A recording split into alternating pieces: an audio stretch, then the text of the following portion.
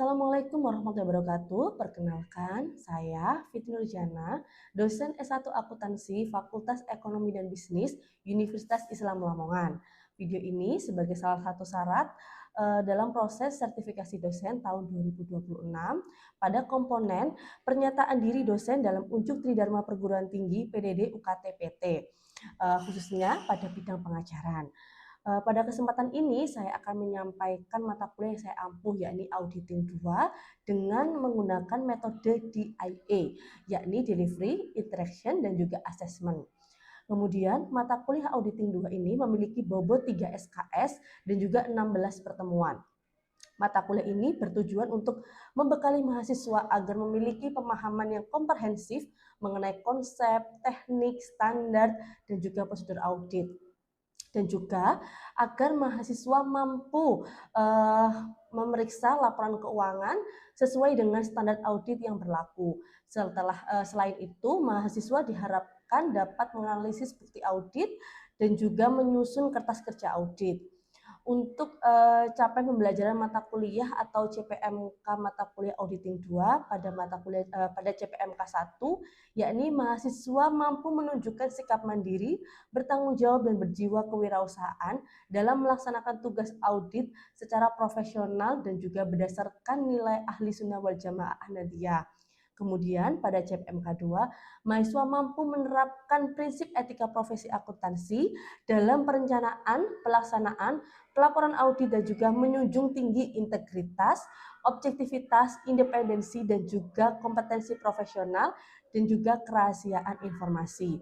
Kemudian pada CPMK 3, mahasiswa mampu menjelaskan dan juga menganalisis konsep teoritis, praktis pada auditing lanjutan, termasuk audit berbasis resiko, kemudian audit internal, audit manajemen, dan juga audit atas sistem informasi akuntansi. Kemudian pada CPMK 4, mahasiswa mampu merancang prosedur audit, kemudian mengevaluasi pengendalian internal, menilai resiko audit, menentukan respon audit berdasarkan pengujian audit dan juga bukti audit. Untuk CPMK 5, mahasiswa mampu menerapkan kode etik profesi dan juga standar audit, ada SA, SPAP, dan juga ISA, dengan dukungan teknologi informasi termasuk CAA-TTS, dan juga kertas kerja audit dan manajemen letter. Untuk CPMK 6, mahasiswa mampu menganalisis hasil audit, menilai aspek kepatuhan perpajakan yang relevan dengan audit laporan keuangan, dan juga menyusun laporan audit dengan standar berdasarkan etika profesi dan juga pemanfaatan teknologi informasi. Kemudian pada materi Auditing 2 itu ada beberapa, yakni tanggung jawab audit dan juga tujuan audit, kemudian bukti audit, perencanaan audit dan juga materialitas, kemudian resiko audit dan juga salah saji material, pengendalian internal dan JOSO, kemudian resiko kecurangan dalam audit, kemudian penilaian resiko pengendalian dan pengujian pengendalian, strategi dan juga program audit, audit sampling, audit siklus persediaan, audit siklus penjualan dan juga penagihan, audit siklus pembelian dan juga pembayaran, audit siklus pergudangan dan juga penggajian, audit kas, instrumen keuangan dan juga penyelesaian audit, kemudian jasa asuransi, audit internal, dan juga audit pemerintahan dan audit operasional. Hasil akhir dari mata kuliah audit ini diharapkan mahasiswa mampu melaksanakan proses audit laporan keuangan dengan profesional mulai dari tahap perencanaan, tahap pelaksanaan, juga tahap pelaporan audit.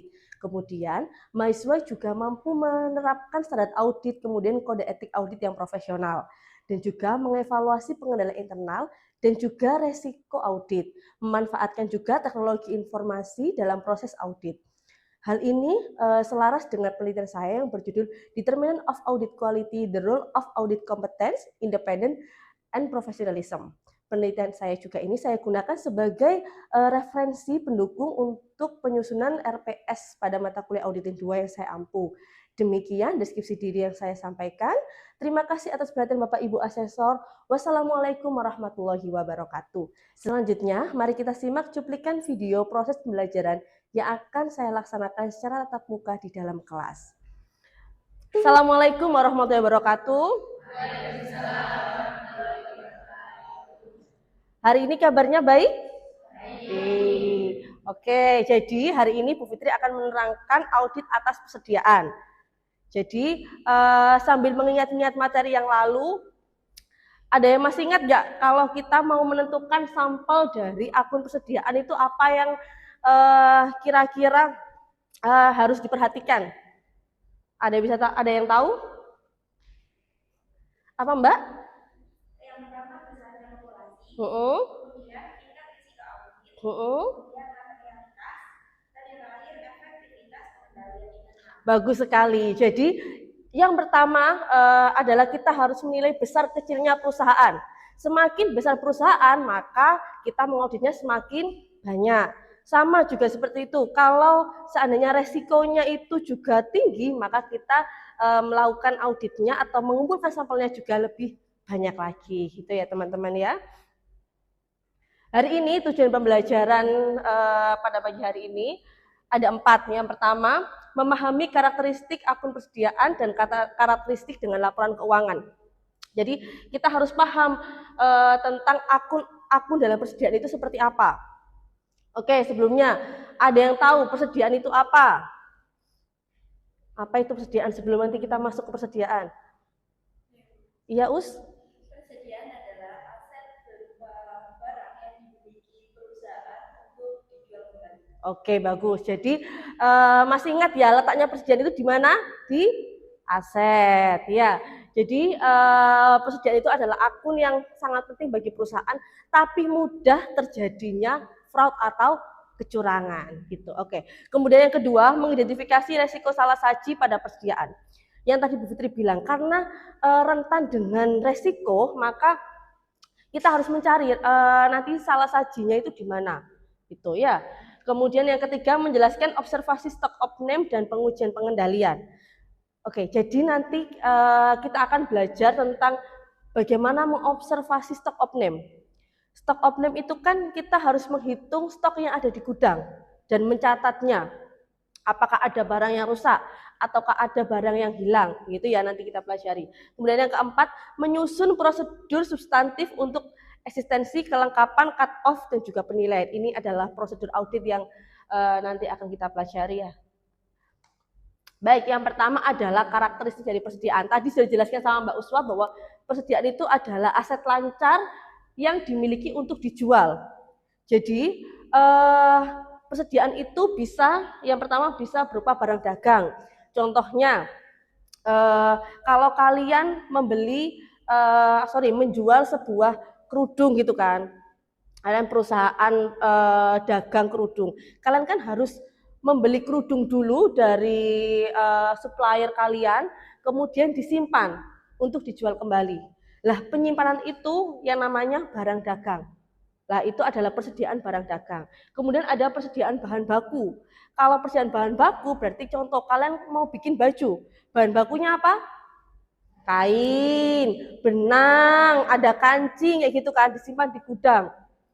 Lah itu namanya bahan baku. Kemudian bahan dalam proses. Bisa jadi baju sudah dibikin tapi kancingnya belum ada. Atau resletingnya belum ada, itu namanya bahan dalam proses. Dan juga nanti jadinya barang jadi. Ini adalah sebentuk dari persediaan yang rawan akan terjadinya tindakan kecurangan atau tindakan fraud. Di sini, kenapa kok beresiko? Nilai persediaan dipengaruhi oleh jumlah fisiknya, kemudian harga perolehan, biaya produksi, ada barang rusak, dan juga cut off transaksi pembelian. Nah, hal-hal tersebut itu bisa mempengaruhi tindakan kecurangan yang dilakukan oleh karyawan ataupun dilakukan oleh manajemen. Harusnya dia di cut off tanggal 31 Desember penjualannya, tapi dia masih terus menjual sampai di bulan Januari masih diakui di tahun 2025 contohnya. Berarti kan salah, cut off-nya tidak di tanggal 31 Desember begitu. Oke, ini adalah contoh resiko-resiko salah saji material pada persediaan. Yang pertama, eksistensi. Persediaan tercatat tetapi barang tidak ada secara fisik. Jadi, ketika di gudang itu dicek sama auditor, barang itu tidak ada tapi dalam buku stock of name-nya ada. Nah, itu namanya eksistensi. Kemudian kelengkapan. Barang fisik ada tapi belum dicatat dalam pembukuan. Barangnya ada tapi belum dicatat. Kayak gitu resikonya apa kira-kira? Kalau barangnya ada tapi kok tidak dicatat? Resikonya bisa jadi biar kelihatan sudah kejual tapi ternyata masih ada di gudang atau menumpuk di gudang sehingga barangnya nanti tidak terdeteksi dan usang begitu. Kemudian penilaian, biaya salah, kemudian barang usang tidak diturunkan nilainya. Jadi gini, karena persediaan itu dalam akun aset dan mempengaruhi kan kalau biasanya kan semakin tinggi asetnya maka semakin besar perusahaannya kan, semakin besar ukuran perusahaannya. Persediaan itu bisa dimanfaatkan sama manajemen untuk terlihat bahwa asetnya dia tinggi. Padahal tidak laku-laku, padahal menumpuk di gudang. Begitu. Kemudian cut off yang tadi dijelaskan oleh Bu Fitri bahwa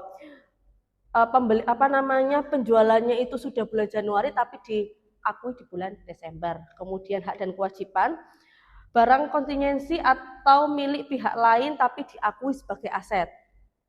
Titipan yang dititipkan tapi diakui sebagai persediaannya dia, padahal kita belum bayar, seperti itu. Kemudian ada kecurangan, adanya manipulasi jumlah stok untuk menaikkan laba atau aset. Kemudian area-area rawan dalam salah satu yaitu gudang dengan banyak lokasi, kemudian sistemnya masih manual, kemudian nilai persediaan yang besar ya, kemudian produknya mudah rusak dan perubahan harganya cepat. Itu terjadi rawan kecurangan. Produknya itu masih kalian akui harganya 50.000, padahal ketika dijual harganya sudah turun jauh tinggal 20.000. Itu kan kali berapa barang ya yang bisa mempengaruhi asetnya. Kemudian asersi audit untuk akun persediaan. Tadi yang dijelaskan Bu Fitri, asersi ini digunakan sebagai dasar untuk merancang prosedur audit yang tepat pada saldo persediaan transaksi yang berkaitan. Yang pertama, eksistensi. Persediaan yang dicatat benar-benar pada tanggal laporan. Benar nggak laporannya tahun 2025 ya harus dicatat pada tahun 2025. Kemudian kelengkapan, seluruh persediaan milik entitas itu telah dicatat. Jadi dipastikan bahwa persediaannya itu benar-benar dicatat. Kemudian yang ketiga, akurasi dan penilaian. Harga pokoknya, biaya produksi, dan penurunan nilai itu harus dihitung dengan benar dan sesuai.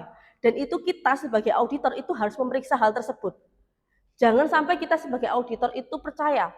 Makanya auditor itu harus punya sifat skeptisme, sifat yang hati-hati.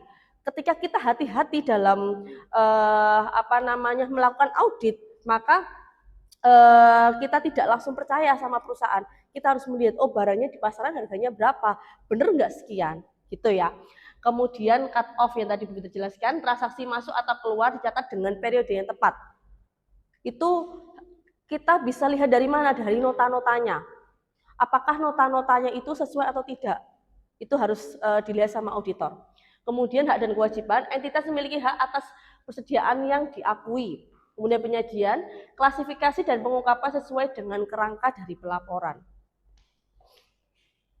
Di sini adalah pengendalian internal. Sebelumnya kita sudah pernah membahas tentang pengendalian internal ya teman-teman ya, cuma ini lebih spesifik tentang pengendalian internal pada akun persediaan. Yang pertama, auditor perlu memahami sistem pengendalian internal untuk menilai resiko pengendalian dan menentukan luasnya. Seperti yang tadi dibilang bahwa kita harus menghitung audit besaran audit itu dari sampelnya, dari populasinya besarnya itu lebih besar atau perusahaannya kecil. Pertama, ketika adanya pembelian, ada otorisasi atau PO, kemudian ada bukti barang masuk. Jadi di dalam gudang, contoh ya, di sini adalah gudang. Oke, gudang ini kira-kira apa pengendalian yang harus dilakukan agar gudang itu tidak terjadi fraud di dalamnya, kira-kira. Jadi ketika barang masuk ya, barang masuk diantarkan. Pengantarnya harus membawa surat delivery order, harus membawa surat. Kemudian masuk di sini itu harus ada penjaganya. Dan yang keluar masuk itu hanya penjaganya saja. Tidak boleh orang keluar masuk lagi. Itu. Dan keluar masuk harus membawa surat stock of name. Ketika masuk harus catat stock of name-nya, berapa barang yang masuk, tanggal berapa, kemudian siapa yang mencatatnya, itu harus jelas. Kenapa? Ketika nanti ada terjadi fraud, maka bisa tahu siapa yang mengirim barang tersebut dan menerima barang tersebut. Nah, itu ada namanya kartu persediaan. Itu harus ada dalam gudang. Dan gudang harus dilengkapi oleh CCTV. Karena itu adalah salah satu cara untuk mencegah terjadinya kecurangan atau pengendalian internal yang dilakukan oleh perusahaan. Kemudian bukti barang masuk, kemudian penyimpanan. Akses gudangnya dibatasi, yang boleh masuk gudang hanya admin gudang saja. Tidak boleh admin keuangan masuk, kemudian admin penjualan masuk. Kan bahaya ketika admin penjualan bisa keluar masuk gudang, karena dia yang bagian menjual. Tapi kalau admin gudang menjaga di sini, ketika admin penjualan datang, saya memerlukan, contoh dia jual komputer gitu ya, saya memerlukan laptop 5 untuk dijual, diambilkan, kemudian dikasihkan, baru dibawa, kemudian dengan surat keterangan. Itu kan pengendalian yang dapat meminimalisir fraud yang terjadi gitu ya teman-teman ya.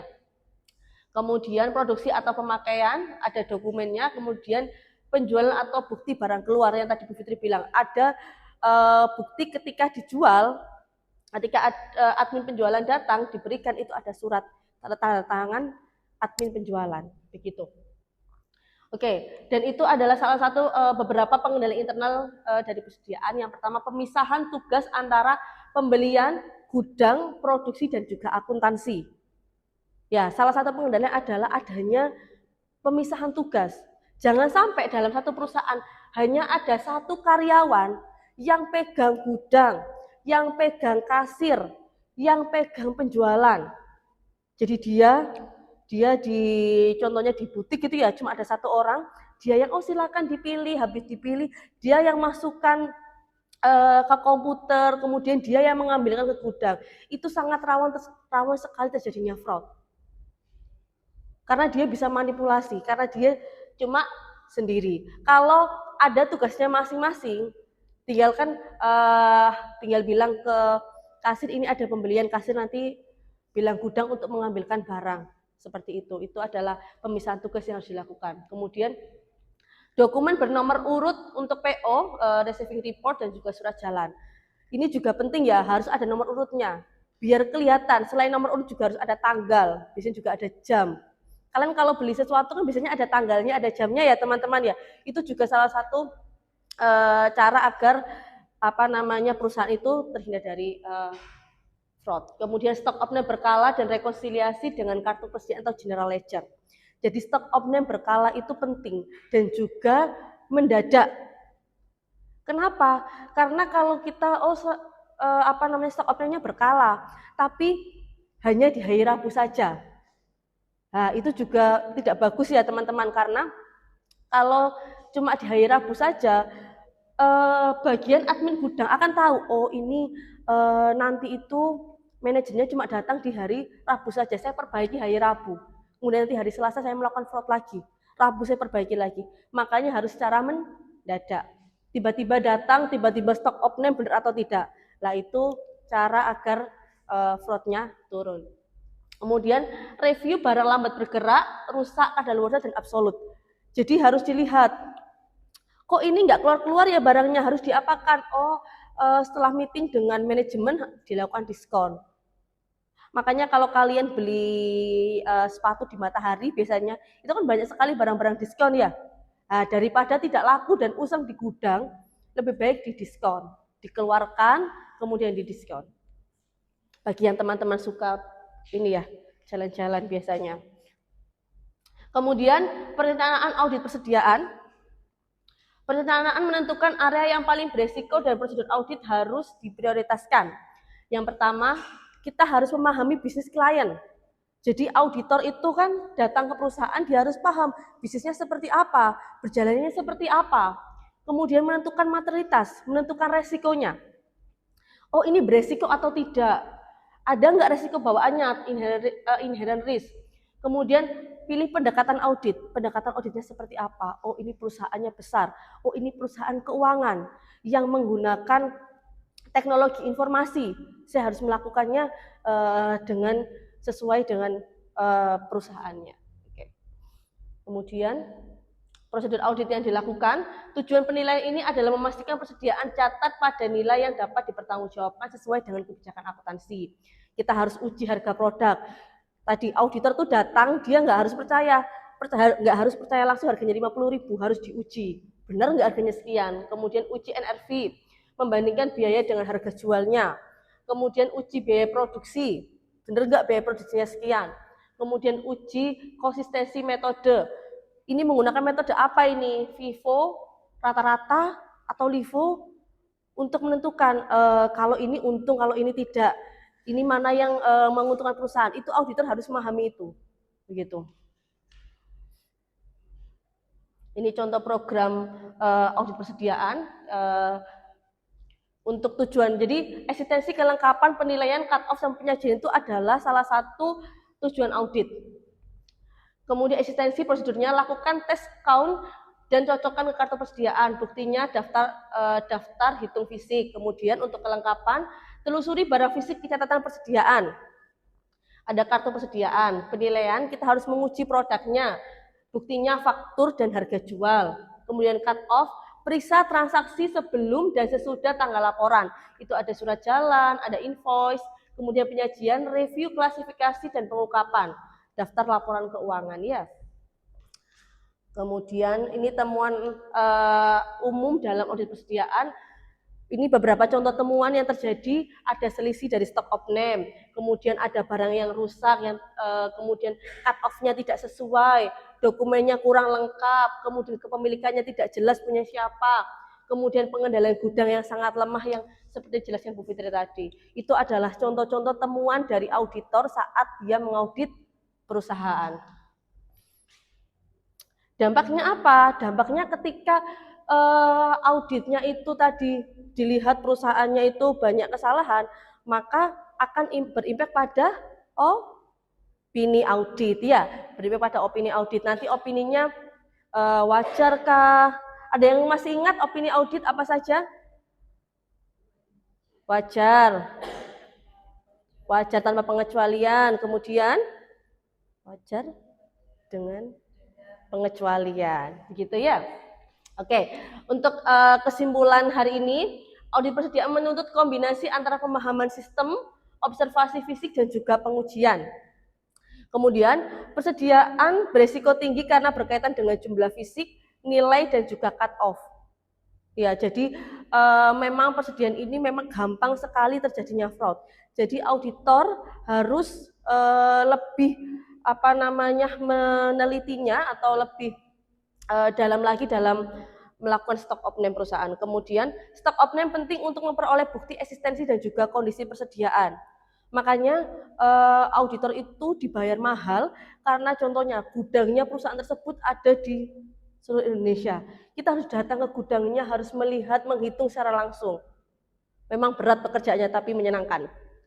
Kemudian hasil audit harus didokumentasikan dalam kertas kerja yang jelas dan dapat ditelusuri. Jadi setelah melakukan audit persediaan, kita akan membuat kertas kerja bagi auditor. Apakah ada kesalahan yang disengaja atau error? Kalau error kan ada kesalahan-kesalahan yang mungkin harusnya persediaannya itu 200, dia salah nulis 20. Berarti kan itu ada sebenarnya error yang dilakukan, bukan fraud. Itu harus dipahami juga sama auditor. Hal-hal itu harus catat juga. Oke, mungkin itu saja yang bisa Bu Fitri jelaskan hari ini mengenai audit atas akun persediaan. Mungkin ada yang mau ditanyakan? Sudah jelas semuanya? Sudah? Oke, kalau sudah jelas, Bu Fitri akhiri kelas hari ini. Minggu depan kita bertemu lagi untuk audit siklus penggajian. Saya akhiri, kalau ada Bu Fitri ada salah-salah kata, Bu Fitri minta maaf. Assalamualaikum warahmatullahi wabarakatuh. Waalaikumsalam warahmatullahi wabarakatuh.